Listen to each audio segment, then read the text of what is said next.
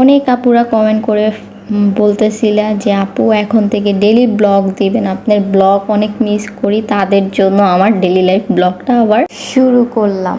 আজকে ফ্রাইডে আমরা কি করব, আর হ্যাঁ, আমরা কার বাসায় আজকে দাওয়াত খেতে যাব সেটাই তোমাদের সাথে শেয়ার করব। Hello everyone, welcome to my another blog. আমি ফারজানা চলে আসলাম HR ফারজু ডেলি ব্লগ থেকে।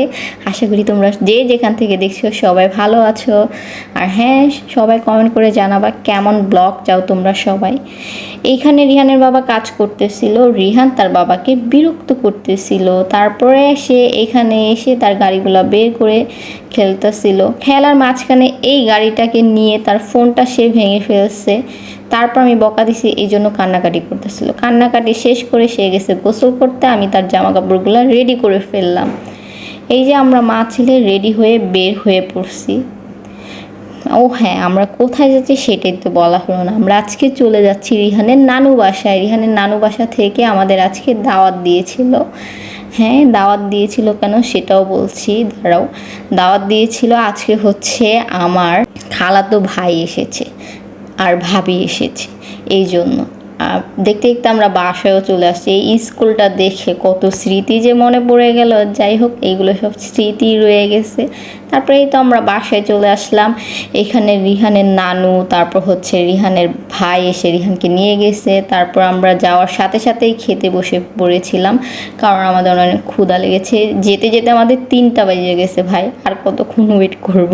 আমাদের জন্য সবাই ওয়েট করতেছিল। আমরা যাওয়ার সাথে সাথেই খেতে বসে পড়েছি। খাওয়া দাওয়া শেষ করে কোক না হলে কি আর হয়। এটা রিহানের নানু রিহানকে কিনে দিচ্ছে, সেটা আমি খাইয়ে ফেলছি, কি আর করার। তারপরে খাওয়া দাওয়া শেষ করে একটু রেস্ট নিয়ে আমরা বের হয়ে গেলাম, কারণ ওইখান থেকে রিক্সা পাওয়া যায় না ভাই। আমাদের বাসার এখানে এত গ্যারেজ, আমি বুঝি না কেন আমরা রিক্সা পাই না, জানি না ভাই। তারপরে আমরা এই যে মেন রাস্তায় এসে পড়লাম, তাও আমরা রিক্সা পাচ্ছি না, এটা কোনো কথা। অবশেষে একটা রিক্সাওয়ালা মামাকে পেলাম।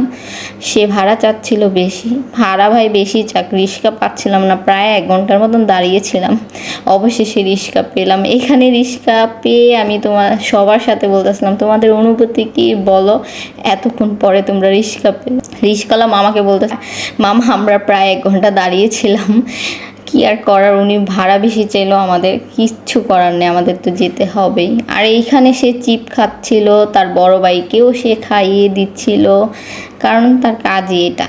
সে তারপর অর্ধেক রাস্তায় আসার পরে এতগুলা চিপস থাকতে প্যাকেটটা সে ফালিয়ে দিছে, কিছু করার নাই। তারপর হচ্ছে এই যে তার বড় ভাই চলে যাচ্ছিল, তাকে টাটা বাই বাই দিয়ে তারপর আমরাও রিক্সা নিয়ে নিলাম। রিক্সা নিয়ে আমরাও বাসায় এখন চলে আসছি। ভাই রিক্সার মানে আজকে কি হয়েছে আমি জানি না, রিক্সার জন্য এত ওয়েট করতে হয়েছে বোঝানো শেষ করতে পারবো না। তারপরেই তো বাসায় এসে আমি ফ্রেশ হয়ে নিচ্ছিলাম, কারণ হচ্ছে রাস্তায় এত ধুলাবালি, আমারও একটা পিম্পলও হয়ে গেছে, এই যে দেখতেই পাচ্ছেন। যাই হোক, আজকের ব্লগটা ছিল এই পর্যন্তই। সবাই ভালো থাকবেন, সুস্থ থাকবেন, আল্লাহ হাফেজ। আর কেমন ব্লগ চান অবশ্যই আমাকে কমেন্ট করে জানাবেন।